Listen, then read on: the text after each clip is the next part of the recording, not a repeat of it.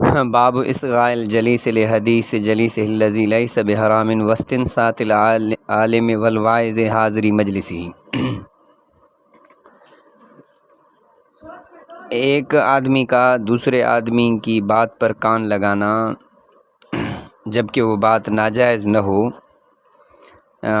حرام نہ ہو، اور عالم اور واعظی کا حاضرین مجلس کو خاموش کروانے کے بیان میں کہ بھئی ایک شخص دوسرے کی بات سن سکتا ہے کان لگا کر، بشرطے وہ بات حرام نہ ہو، اور علماء اور واعظین مبلغین حاضرین مجلس کو خاموش کروائیں کہ بات سنیں۔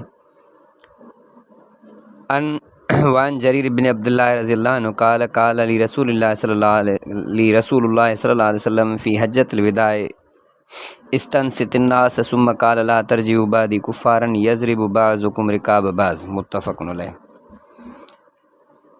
کہ حدیث ہے رسول اللہ صلی اللہ علیہ وسلم کی، معنی میرے بعد تم، مطلب ہے کہ میرے بعد کافر نہ بن جانا۔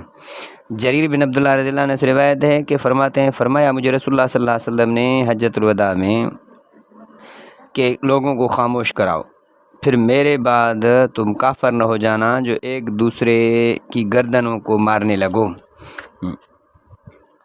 استنصات استفعال کے باب سے معنی خاموش کرانا، خاموش کرنا، خاموش کھڑا رہنا، یا خاموش کے لیے درخواست کرنا کہ بھئی چپ رہو۔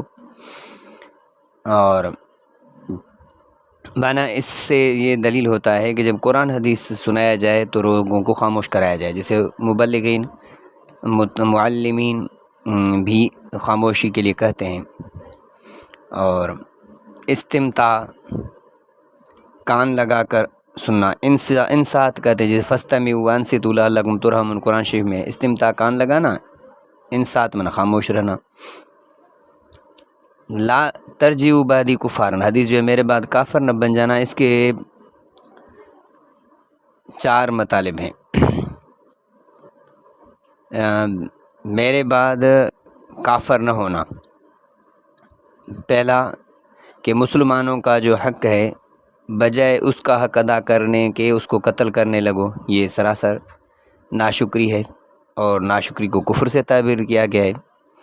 یہاں حقیقتاً کافر نہیں بلکہ لغوی لحاظ سے ناشکری کرنے والے کو کافر کہا گیا ہے۔ دوسرا کہ ایک دوسرے کو حلال سمجھ کر قتل کرنے لگو، اس سے آدمی کافر ہو جاتا ہے۔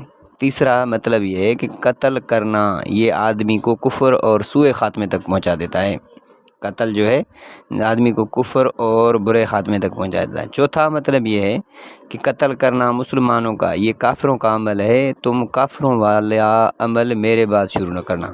قتل کرنا کافروں کا کام ہے، مسلمانوں کا نہیں ہے۔